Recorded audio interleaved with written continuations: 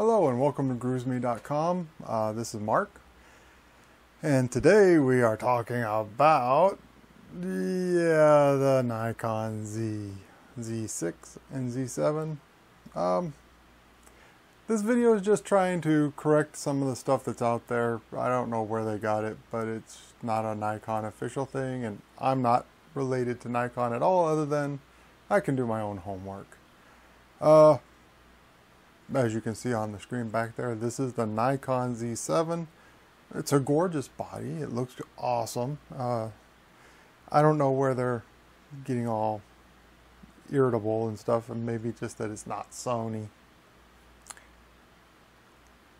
Okay, so here we have a size comparison. The Nikon D850 to the Nikon Z, I believe, yeah, Z7. The Z6 is pretty similar size. So, obviously, let's see here. The Nikon D850 is a very large camera, almost as big as my head. And so this is the D850, as you see on, let's see, that'd be the left. And it's a gorgeous camera. I love it. I've had no problem with it at all. And then the Z7, which is a similar sensor. It's not the exact same sensor, but a very similar one. Backside illuminated, 45.7 megapixels, all that kind of stuff. It's really nice. There's not really making as big a deal here with the lens mount, but we'll get to that here in a second.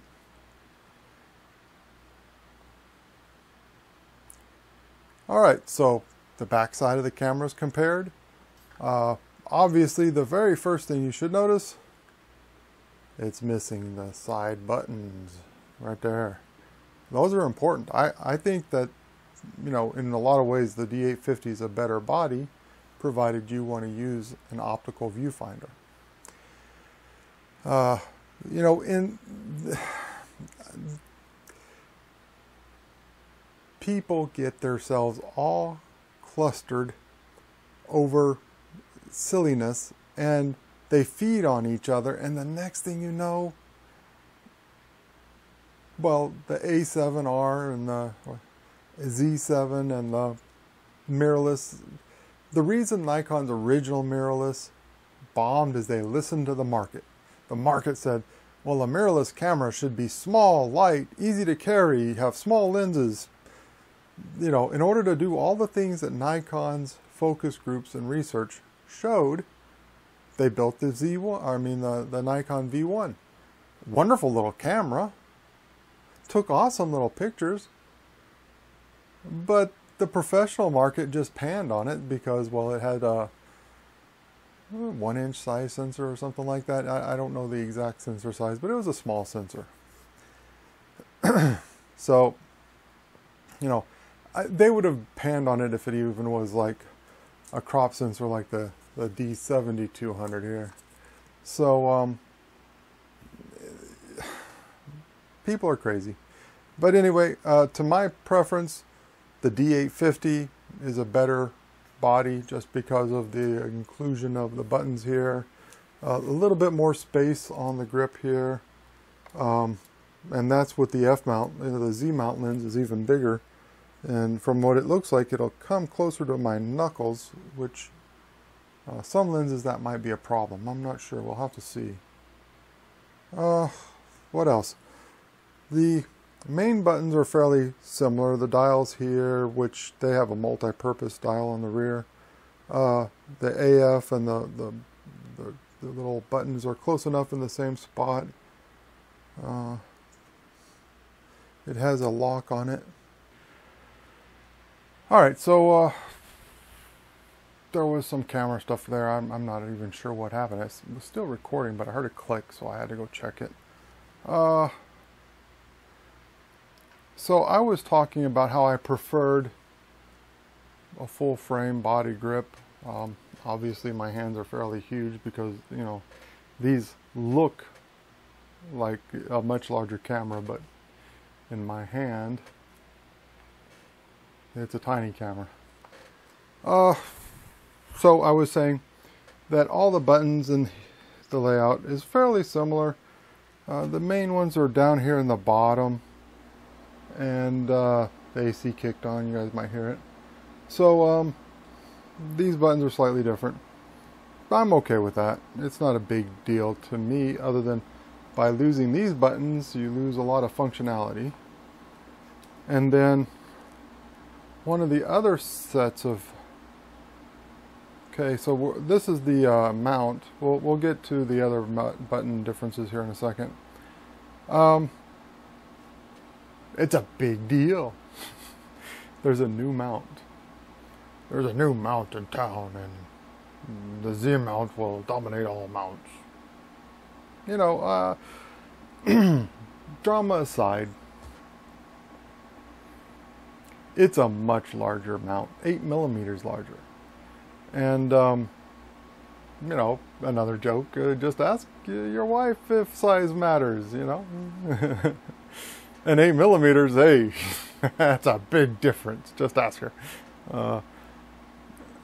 Joking aside, it is a big difference. And I'm going to go into this in a little more detail in a future slide, in a few slides. But it's a big deal, and as you can see here, it's a significantly larger lens mount, and I really don't have much to compare it. I think this is a 50. This is like, I believe, a 58mm lens cap, and then this cap is a 52. So, you know, that's a significant increase in, and this lens cap is larger than the old mount, so that is a big deal, a very large deal. Okay, so let's see here. It's coming with 3 lenses on release. You've got the 24-70 f4, the 50-1.8, and a 35-1.8. From the initial reviews out there in YouTube land, they are sharp, incredibly sharp, edge to edge sharp, and it's fairly universally being reported that way, so I think that's a fairly accurate statement. And while 3 lenses doesn't seem like a lot, sorry, let me get a little coffee. 3 lenses doesn't seem like a lot. In reality, you have the entire Nikon lens lineup, plus shortly in 2019 they add the Nikon Z 58mm f0.95s knocked. Woohoo! Actually, it's a big deal. Let's see. That one there, I believe, is it. Yeah. So this is an old lens, the Nikon 55mm f1.2, and it's a gorgeous lens. Unfortunately, you probably can't see into the lens very well, but the glass is so clean and clear. Maybe angling it, I don't know. Anyway, the old 58mm f1.2 knock currently sells for $4,000 or thereabouts, and you know, that's a pretty big deal. It's considered one of the best lenses Nikon ever made. So if this even comes close to comparing with the old 58mm knocked, it's going to be an amazing lens, and it won't be much more than the existing old 58mm knocked. Other than it's going to be probably sharper edge to edge and have an even more narrow depth of field. Then additionally, there's going to be a 20mm 1.8, an 85mm 1.8, 24 and to 70 and 70 to 200 f2.8, and a 14 to 30 f4. Then following on in 2020, they've got a 50mm 1.2, a 24mm 1.2, and a 14 to 24 f2.8. So, I probably should have put that in a better spot. Okay, so this is a 50mm 1.2 old AIS lens. It's another gorgeous lens. Oh.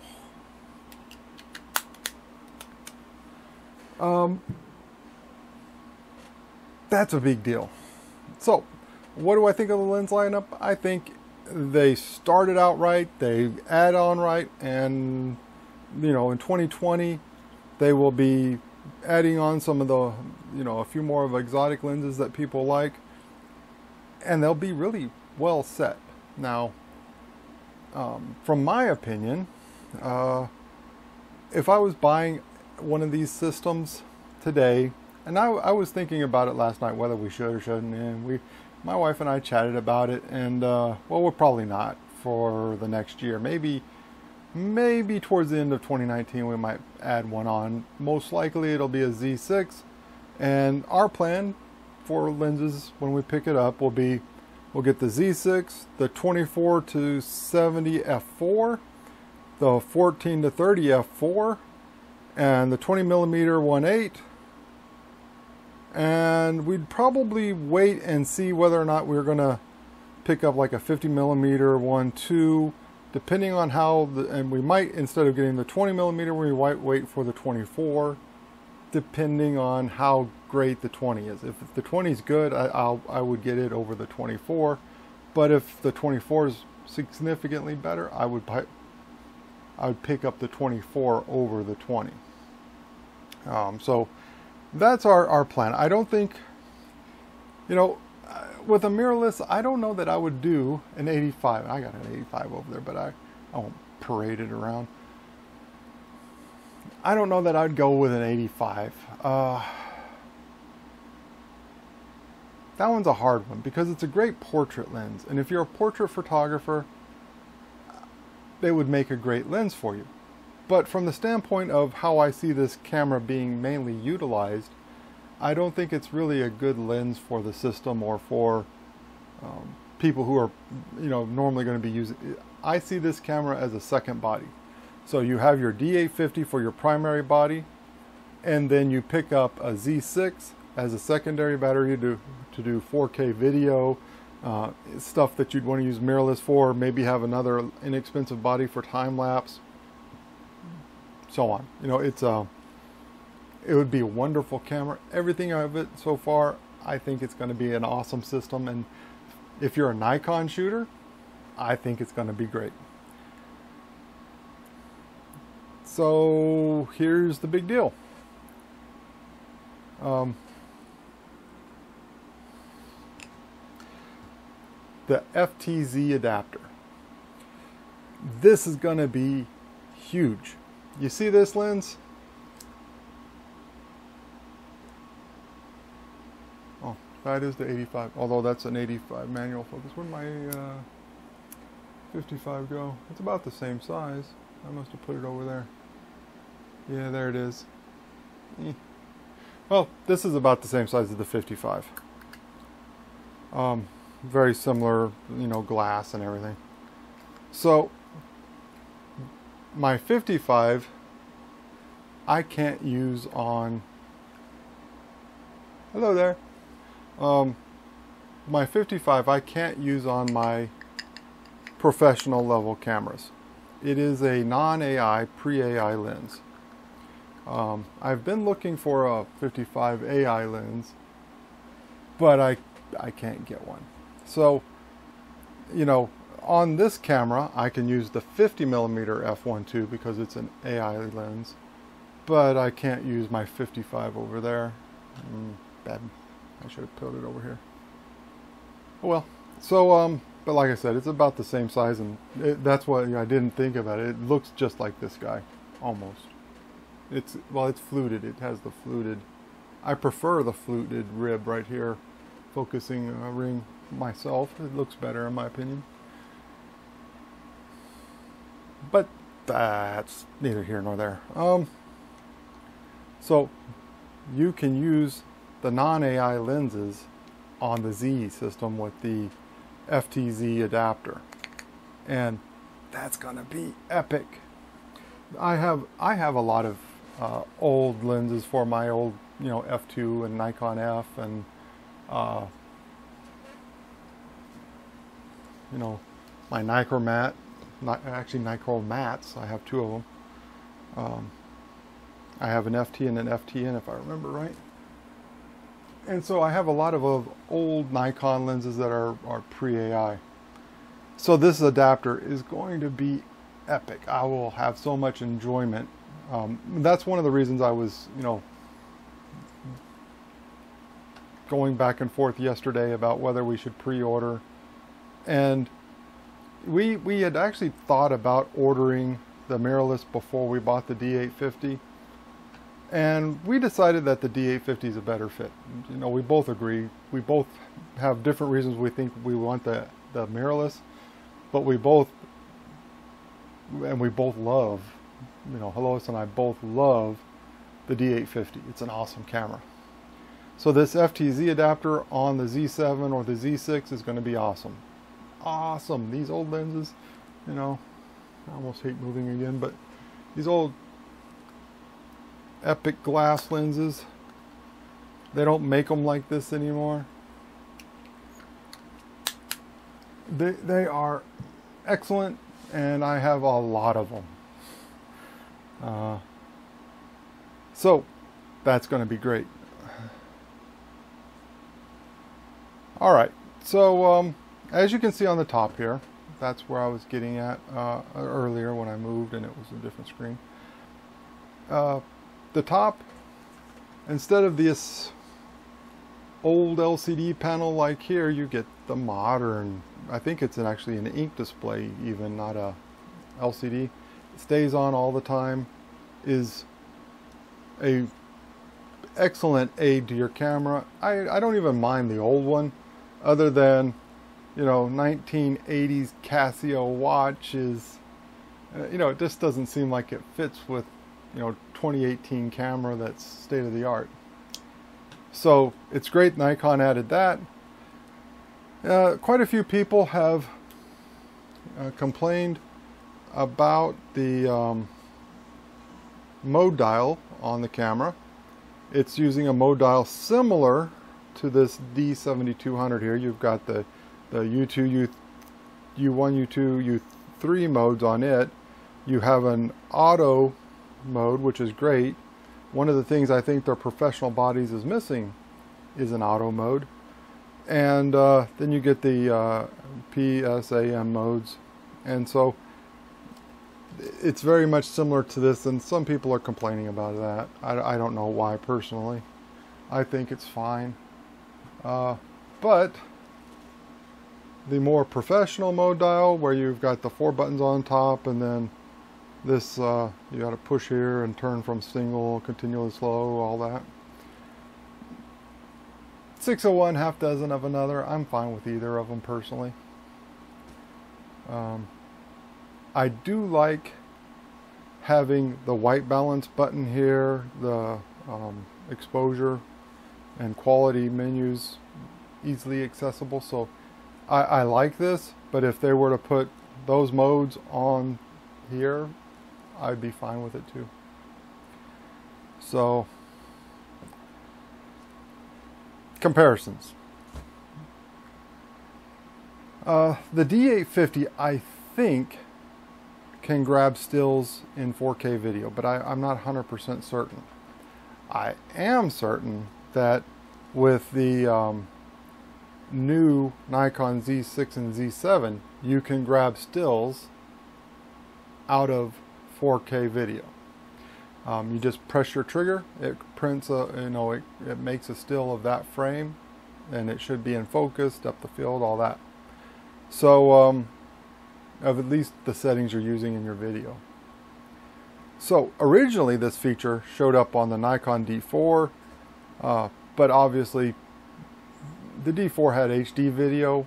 This is 4K. That's an 8 megapixel still. You can print 8x10s, possibly even larger depending on the viewing distance from that picture. So a big deal. The GH5 copied the idea. That's, as far as I'm aware, the only camera currently other than Nikon that has it. The next one, 10-bit 4K in-log video out. through the HDMI port, which on the D850 is right there. This is epic. You know, for all the Sony users bagging on the N series camera, I don't get it. It's one-upped almost every feature of the Sony system. And it's not that there isn't other cameras that have adapted some of these features, even though Nikon brought out some of them first. And the 10-bit isn't really first for that, or video in general, but you know, Nikon has had video. It has done a really good job with video. But at the same time, if you wanted 4K video until the 850, you were pretty much, well, you were shooting on a D500, a D5, or somebody else. And the D500 was a pretty good camera, but with a crop sensor, the depth of field changes and the whole framing and, you know, how far and all that stuff. So it's a big deal. And being able to output 10-bit log, huge, epic. It's like in your face, Sony user. And why people are bagging on it, I don't know, because almost all the Sony users shoot Sony for one reason. It has 4K video for them to upload to YouTube. Because when you look at a Sony camera compared to the D850, the 5D Mark IV, the 5D Mark III, the D810, they stomped them. The D750 was an awesome camera. The D7200, the D500 and D5, all great cameras. And so the only real reason to not use a Canon or Nikon at that time was the 4K video Sony was providing it. And now that Nikon won up Sony, they're all mad. They're all mad. You know, they're like 10-bit 4K in, log out. That's our thing. So Sony has that. That is a Nikon, and now Nikon's doing it, and it looks like it's going to be good.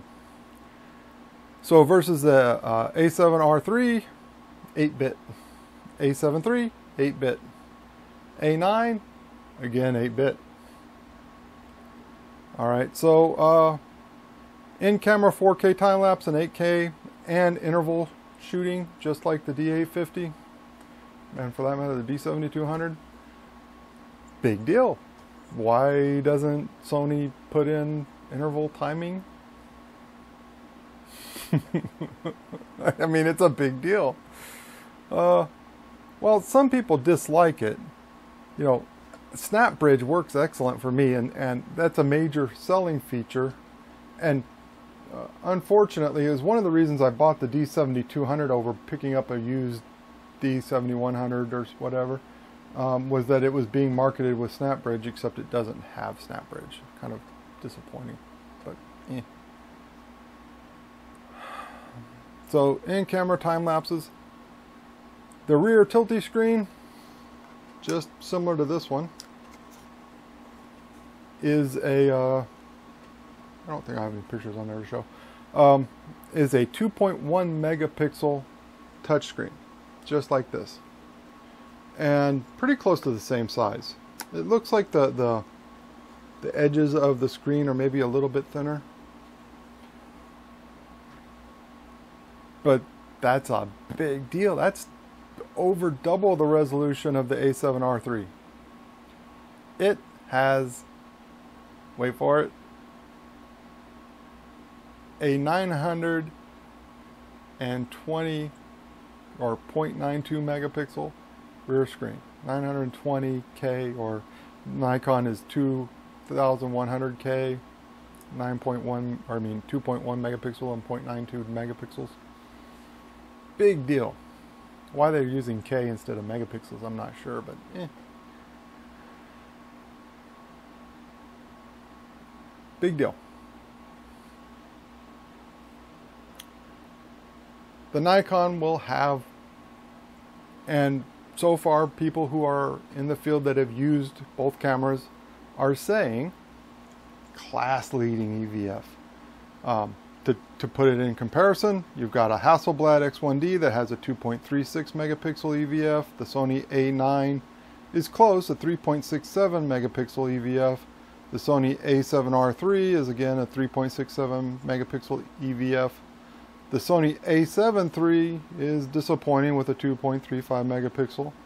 And then the Fuji X-T2 is a 2.36 megapixel, whereas the Nikon has a 3.69 megapixel EVF with a 0.8x coverage. That's close to the D850 size. And the D850s, you know, it's huge. So again, Nikon wins. Battery life. A number of people who have experience with the camera is saying shenanigans. For whatever reason, Nikon gave the testing, it gave it 300 shots, 330 to be more precise. And people are all bagging on it because, well, the Sony gets thousands of shots. Well, the Sony's rated for 550 shots, if I remember right. And so the battery life should be, from the initial people's impressions, close to what you get out of a D850 with the ENEL15A battery, and it has the ENEL15B, which is another big deal for Nikon, which, I mean, Sony technically had the ability earlier, but to be able to USB charge your battery,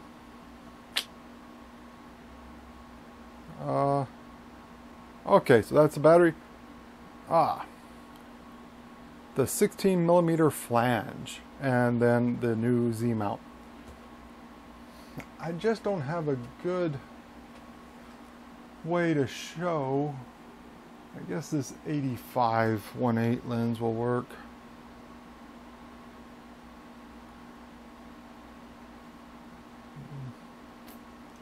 So the flange, I believe, should be pretty close to this guy. Well, it's a few millimeters smaller than this guy. Do I have? No, those are all 52. So anyway, so the flange opening is a few millimeters smaller than this guy. And then 16 millimeters is like that.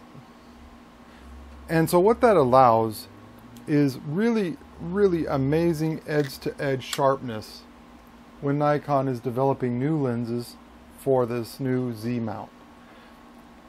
It's a massively big deal that has been downplayed, ignored by all the YouTubers, and I don't get it personally. I don't see why they are panning it, because it's a big deal.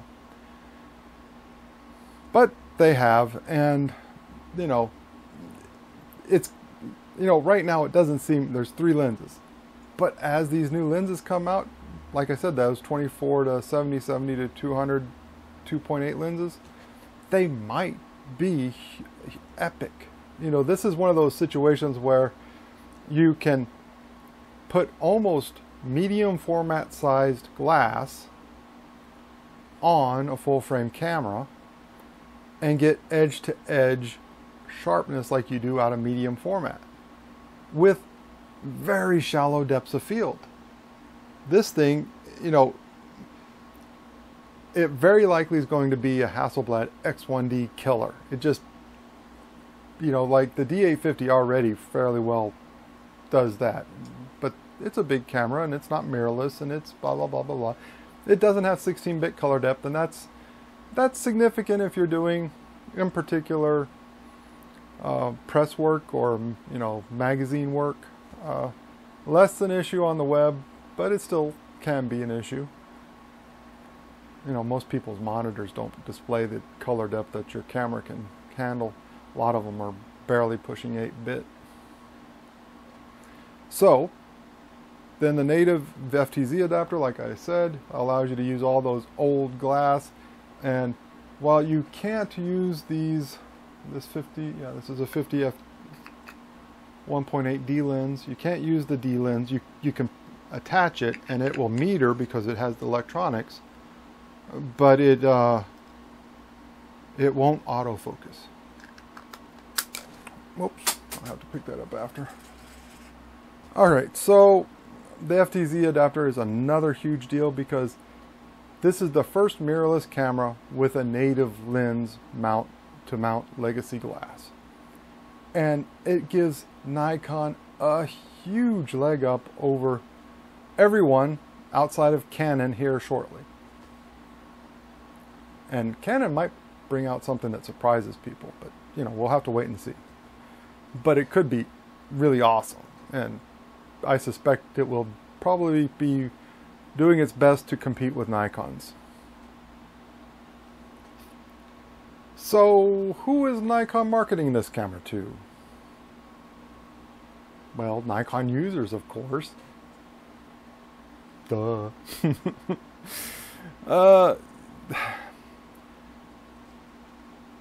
The way I see this is it's a second body. It doesn't have dual card slots. So for a wedding photographer, and I almost hate to say it, you know, if you are doing time critical photography, meaning you have to be here, you have to take the picture, and if you miss the picture, you fail, dual card slots are important. They're not critically important, but they are important. Almost everybody with dual card slots, like this like 50, are shooting RAW to one card and JPEG to the other. That's a problem because that's really not going to cut it if you're really needing to develop, you know, if your JPEGs are perfect out of camera, it's okay.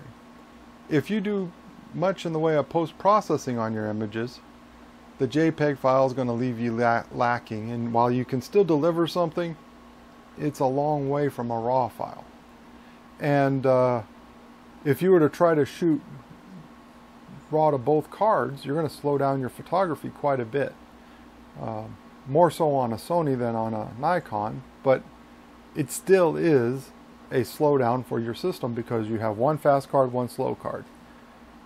Luckily on this particular D850 you can put a fast secondary card. You can put a UHS-2 in there. Runs almost as much as the XQD card though.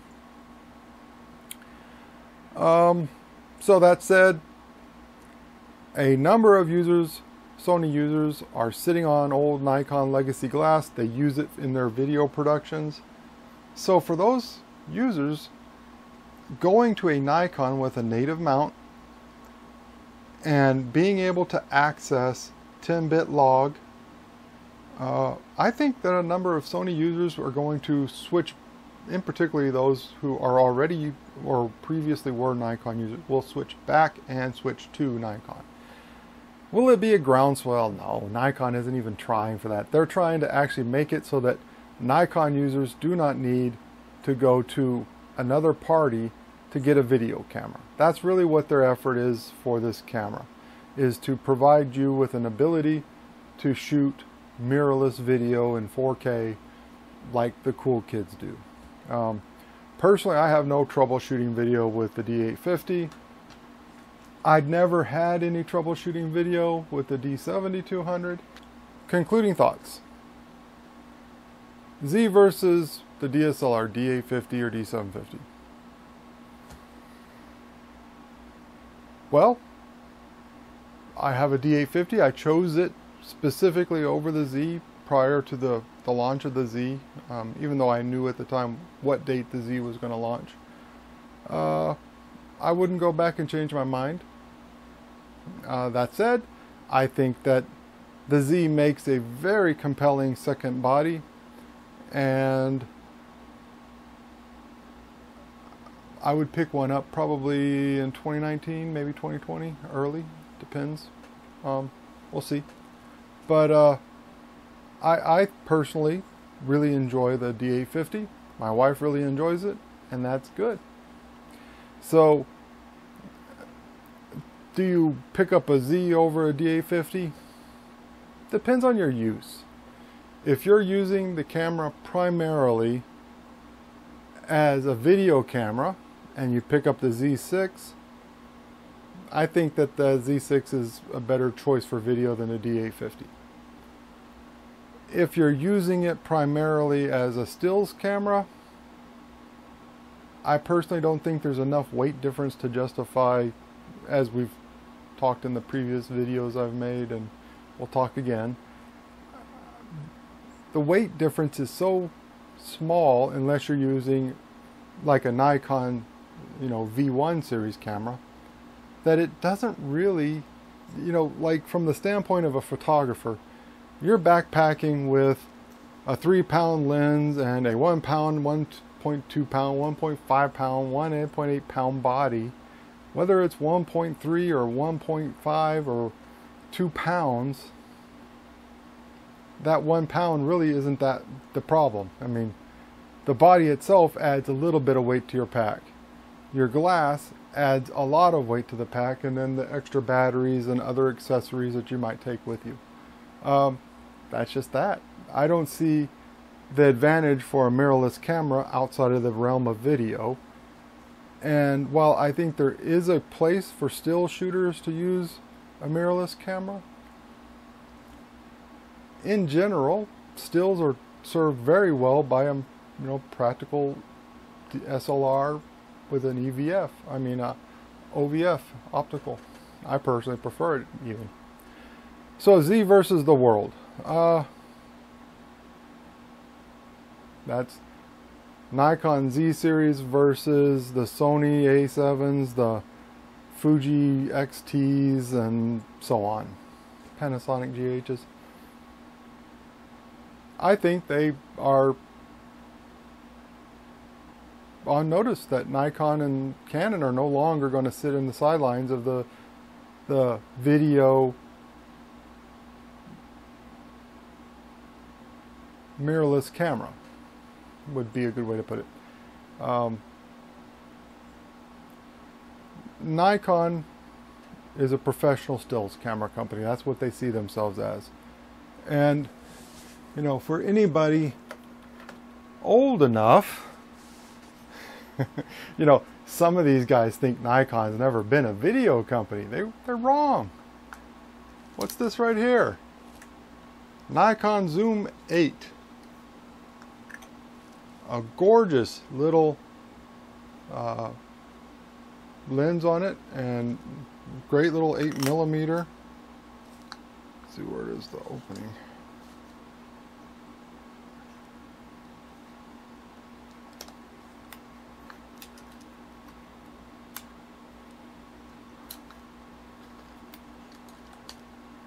That's the battery line. I think it's this one, and I can't. There it goes.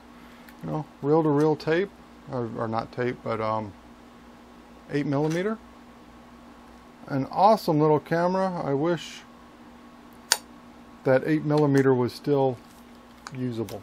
But Nikon made video cameras. This isn't their first time down the video path.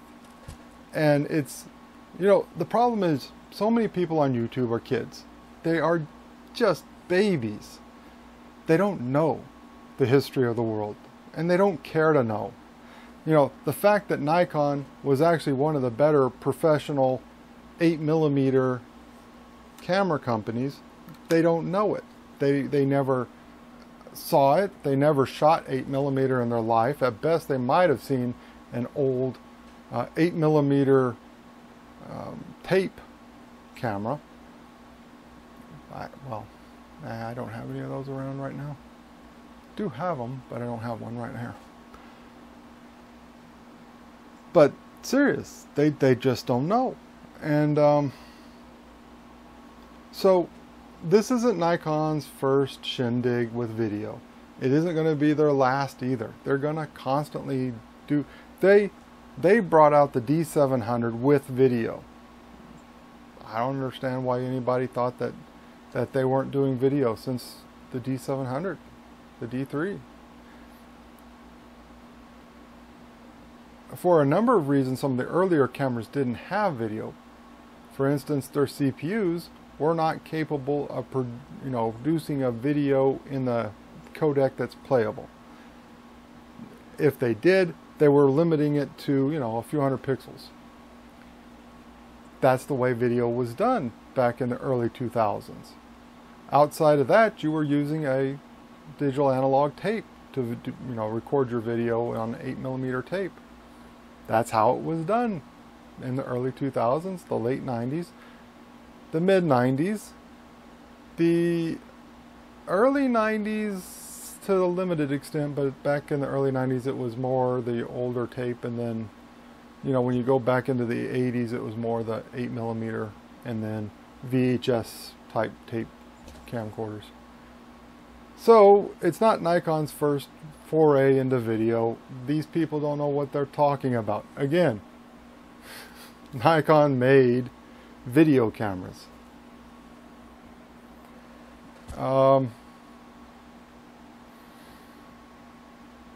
Nikon versus tuna fish.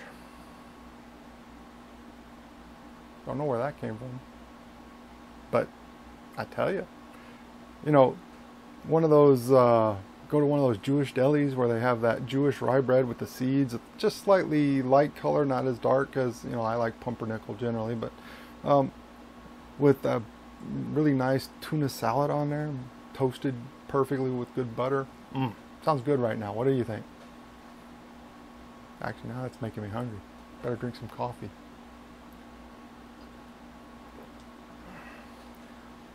Nikon Z as a professional camera. I was joking about the tuna fish. Nikon Z is a professional camera. Absolutely. You know, I don't want to open that one. Can I open this one? Let me check. Alright, I can open this guy.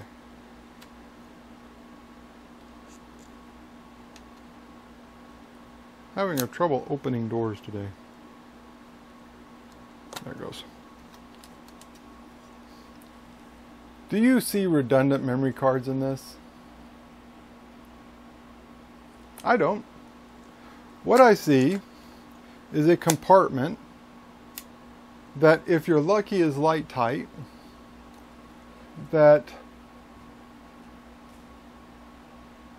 at best shot 36 shots. At best.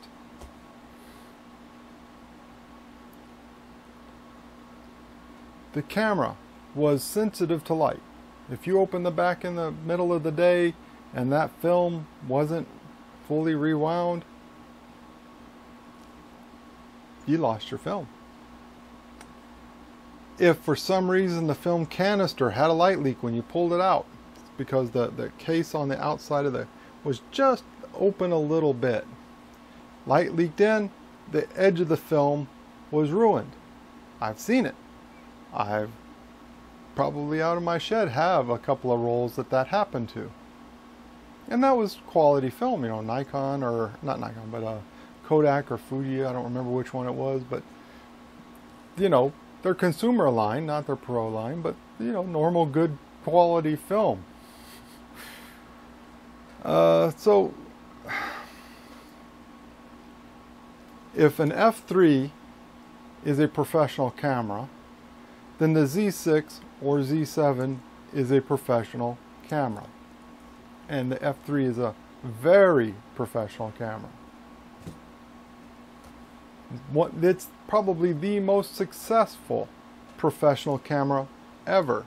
Not necessarily in numbers, because, you know, modern day people are just the sheer number, but as a percentage of use by professionals, this has every camera beat.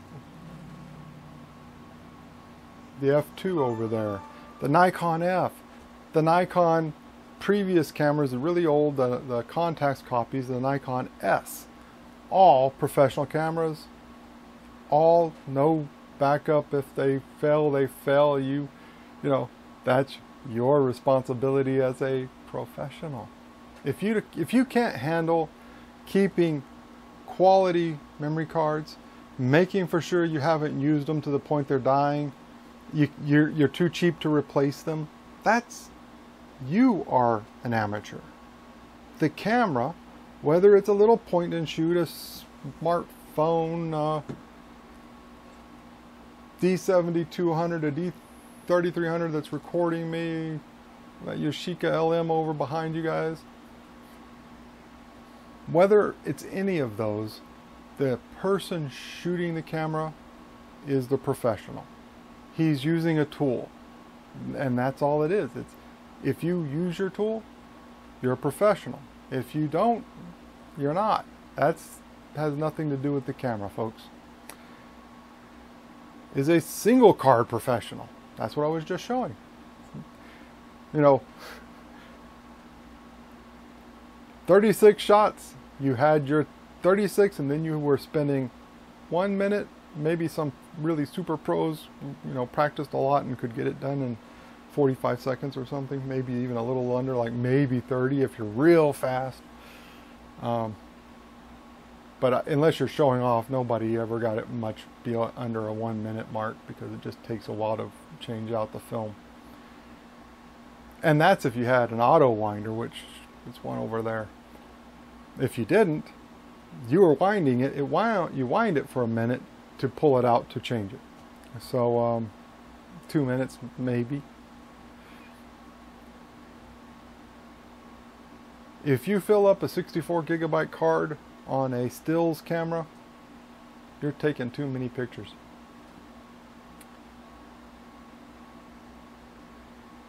Is a flippy screen important? So this is a Nikon Tilty Screen, and luckily the 850, and one of the other things that is a lot better is it does a full 90-degree articulation, so that if you're somehow doing something like that, you can see the camera. The Z doesn't quite go full 90 degrees. No big deal to me. I don't think I'll ever use a full 90 degree, but hey, look,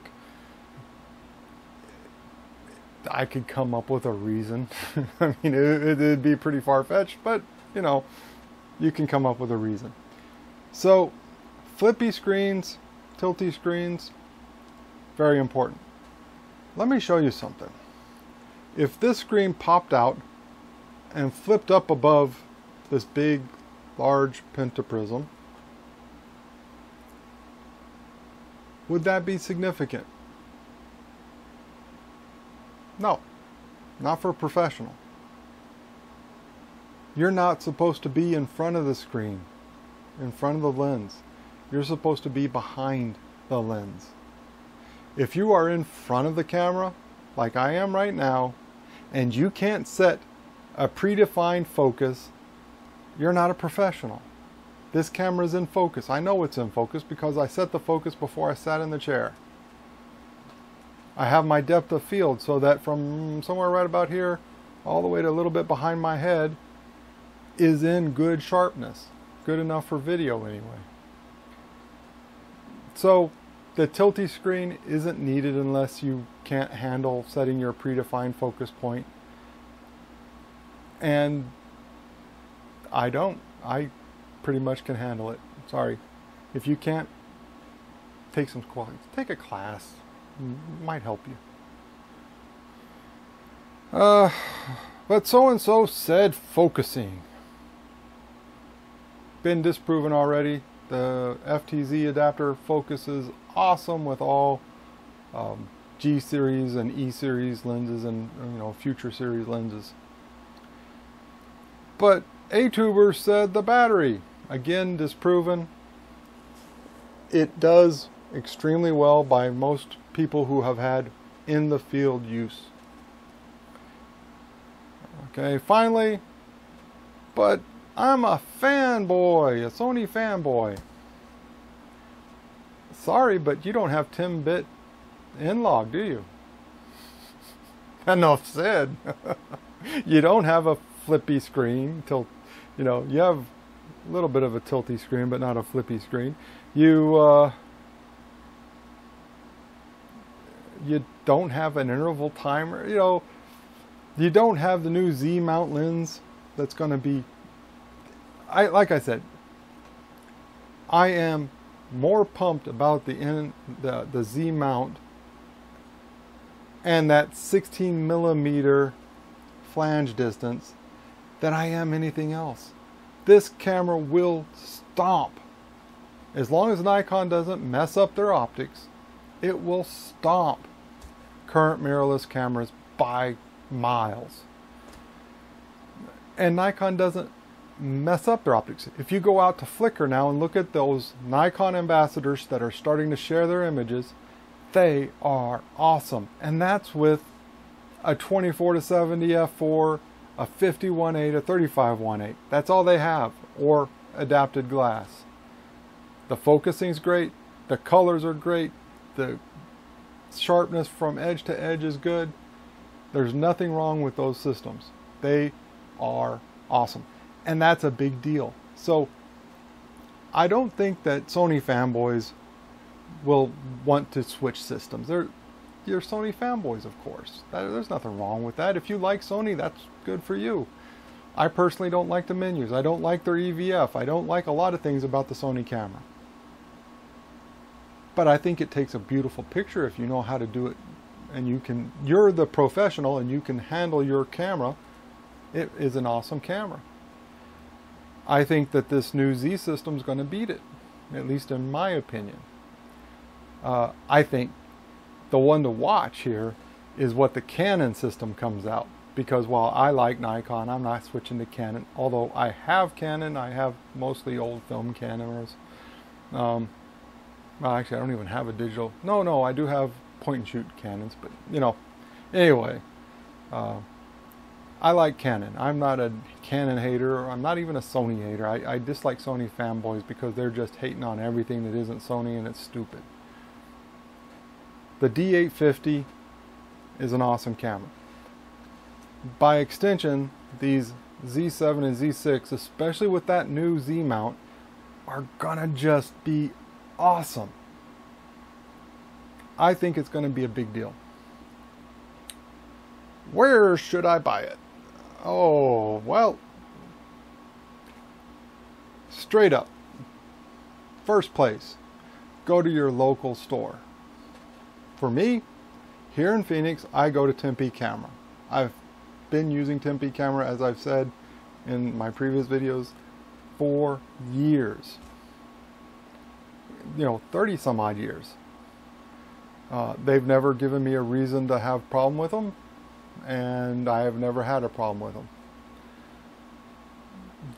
Barring them, while I don't personally shop at Photo Forum for reasons I've already stated in previous video, they're decent outside of those reasons. I mean, they have after-sale support. They're a pretty reputable company. I just don't like some of the personality and people grabbing my camera. Big deal. Wilson's camera. I haven't been in the store in over 30 years, so I don't have any relevant experience with them. But they're local. I haven't seen anything out on the interwebs saying that they've got serious issues or anything, so they would be a great place to shop if that's who you shop with. I'm okay. I'm not telling you to go to Tempe Camera.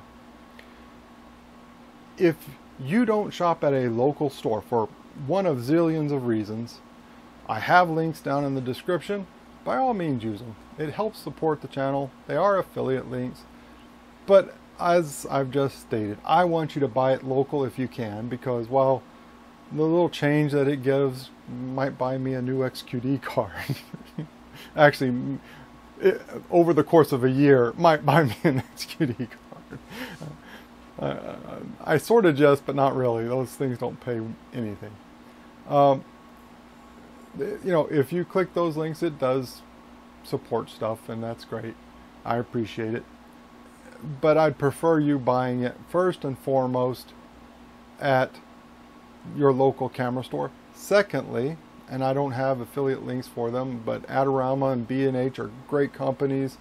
I would buy it there prior to Amazon. I mean, I almost hate saying it, but I don't dislike Amazon. I just think that for the support of the photography community, your local business environment, the support of your local economy, go local as much as you can. That's where I would like you to do it. So that's all I have to say about it, is I prefer local, but if you're going to click Amazon, go ahead and click my links. And boy, is that a beautiful, beautiful camera. Oh, I could sit here looking at that photo all day. It is, I really like the top display panel. It's, you know, I don't rage about the old Casio type panel, but I would prefer the 850 having that. So, folks, thank you for watching. If you made it this far, wow, you're not a normal YouTuber. So thank you for watching. Have a wonderful, blessed day. Take care.